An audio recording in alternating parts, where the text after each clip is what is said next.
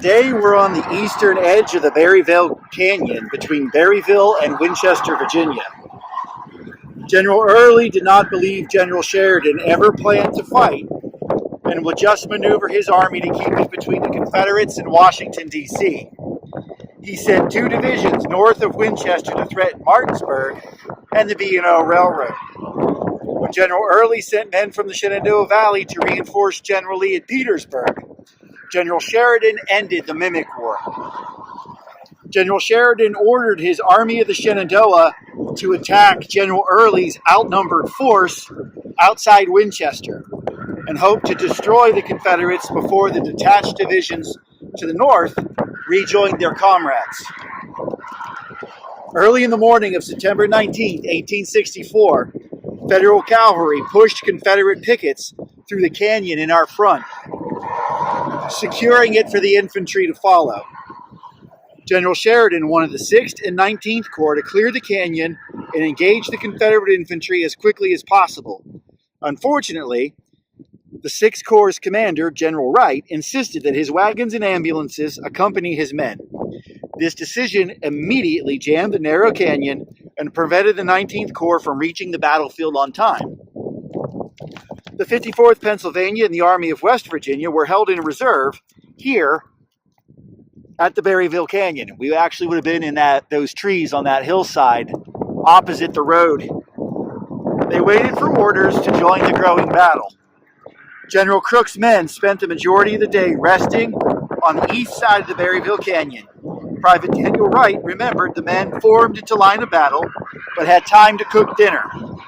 Throughout the day, the men clearly heard the thunder of artillery and the furious volleys of musketry. From the elevated ground, they caught glimpses of the battle through the shroud of smoke, burnt powder as it rose above the trees. When General Crook's aides arrived with orders, the men quickly fell into line and prepared to enter the battle.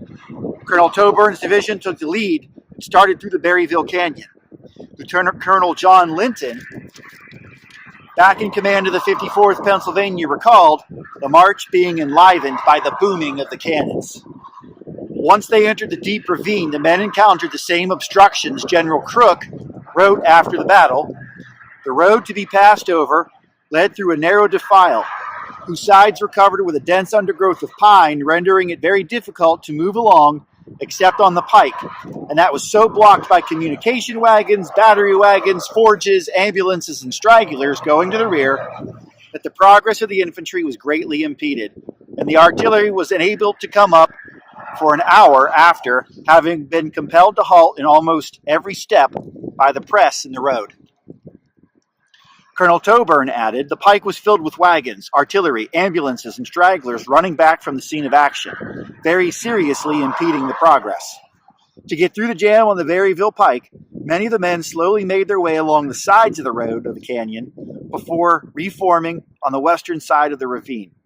A member of the 54th Pennsylvania recalled, our regiment was ordered to advance, and with a quick step moved to the front, passing in our advance the wounded as they were being borne to the rear, and each moment nearing the scene of conflict, now temporarily lulled. When these men cleared the gorge around 2 p.m., they quickly made their way to the battlefield. Thank you for watching this episode of In the Footsteps of the 54th.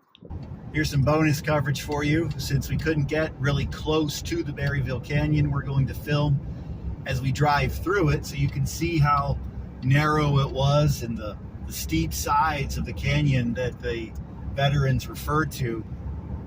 54th would have been on our right up on the top of those hills waiting for orders to enter the battle. We're just about out of it right about here now.